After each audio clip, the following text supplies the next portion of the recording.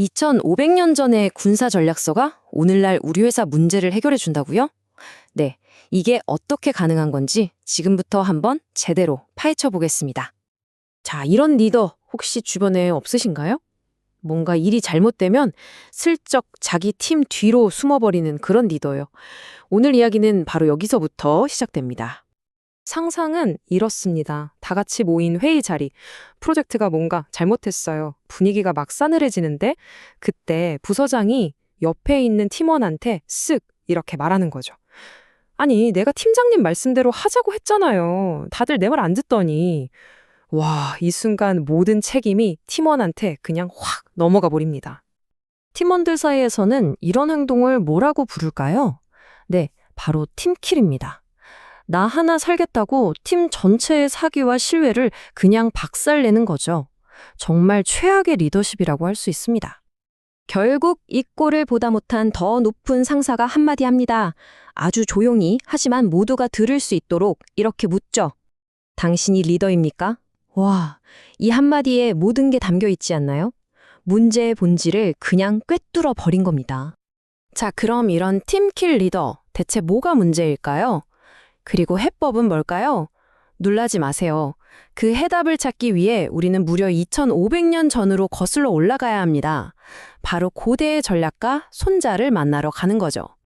손자, 다들 들어보셨죠? 기원전 500년경, 그러니까 지금으로부터 한 2500년 전 중국 춘추 시대의 전설적인 장군입니다. 이때는 매일이 전쟁이었거든요. 그가 쓴 손자병법이라는 책이 있는데 이게 그냥 싸움 기술만 적어놓은 책이 아니에요. 놀랍게도 오늘날 우리 같은 직장인, 특히 리더들에게 엄청난 통찰을 줍니다. 그럼 손자는 팀킬 같은 상황에 대해 뭐라고 말했을까요? 해답이 정말 놀랍도록 명쾌하고 현대적입니다. 바로 이겁니다. 사람에게 책임을 묻지 말라. 와, 이게 바로 그 팀킬 리더십에 대한 정면 돌파 아닙니까? 아니, 근데 왜 사람을 탓하면 안 될까요? 이 원칙 뒤에는요, 사실 훨씬 더 깊고 큰 철학이 숨어 있습니다. 손자가 생각하는 진정한 승리가 도대체 뭔지에 대한 이야기죠. 자, 여기서 퀴즈 하나. 지피지기면 하면 뭐가 떠오르세요? 아마 대부분 백전백승이라고 하실 거예요. 그쵸? 100번 싸워 100번 이긴다. 근데 그거 사실 틀렸습니다.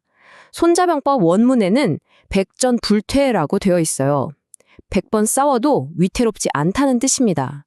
이 차이가 엄청나게 중요해요. 이기는 거랑 위태롭지 않은 거랑 뭐가 다르냐고요? 핵심은 이거예요. 백전백승에 집착하면 어떻게 될까요?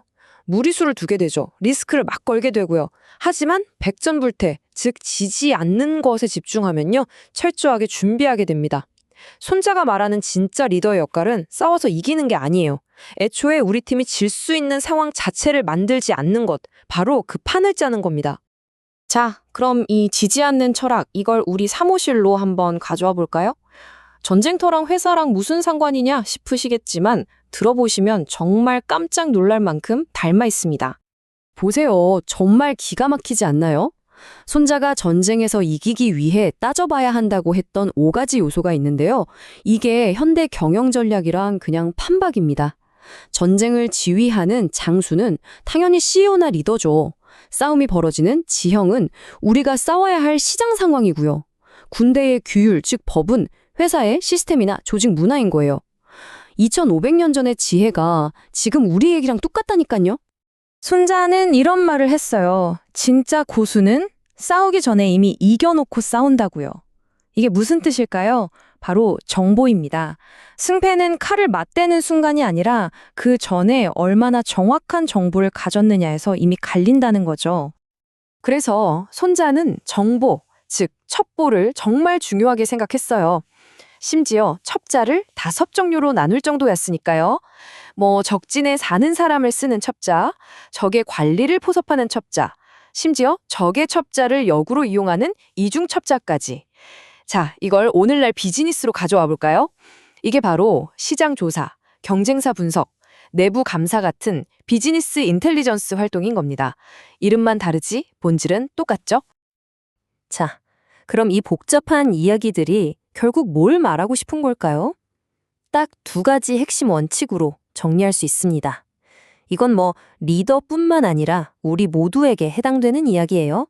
사실 우리는 이미 손자의 전략을 쓰고 있어요. 자신도 모르게 말이죠. 성동격서 들어보셨죠? 동쪽에서 시끄럽게 해놓고 실제로는 서쪽을 친다는 거잖아요. 일종의 페이크죠. 또 이 일대로 편안하게 쉬면서 상대가 지치기를 기다렸다가 공격하는 것. 우리가 비즈니스나 일상에서 쓰는 이런 전략적인 말들 알고 보면 그 뿌리가 다 손자병법에 있습니다. 정말 대단하죠? 자, 첫 번째 기둥입니다. 바로 집비, 상대를 아는 것이죠. 여기서 상대는 경쟁사일 수도 있고 시장 트렌드일 수도 있고 우리 고객일 수도 있습니다. 나를 둘러싼 외부 환경을 완벽하게 꿰뚫고 있어야 한다는 겁니다. 하지만 손자는 이게 다가 아니라고 말합니다. 어쩌면 더 중요한 두 번째 기둥, 바로 지기, 나 자신을 아는 겁니다. 우리 회사의 강점은 뭐고 약점은 뭔지, 나의 한계는 어디까지고, 나는 어떤 상황에서 감정적으로 흔들리는지. 이걸 모르면 아무리 상대를 잘 알아도 소용없다는 거예요. 모든 전략의 시작은 바로 나 자신을 아는 것에서부터 출발합니다. 자, 그럼 이 고대의 지혜를 가지고 우리 이야기의 시작점으로 돌아가 보죠.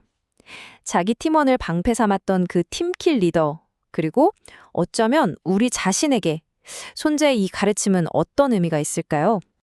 결론은 이겁니다. 진짜 위대한 리더는요, 일이 잘못됐을 때 누구 탓을 할지 고민하는 사람이 아닙니다.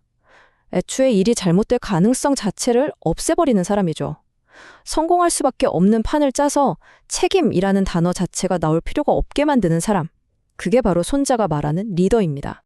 자, 이제 마지막으로 스스로에게 한번 질문을 던져볼 시간입니다. 여러분은 어떤가요? 여러분의 일과 삶에서 뭔가 좀 불안하고 잘못될 것 같을 때 가장 먼저 드는 생각은 무엇인가요? 혹시 나도 모르게 책임을 떠넘길 누군가를 찾고 있지는 않으신가요?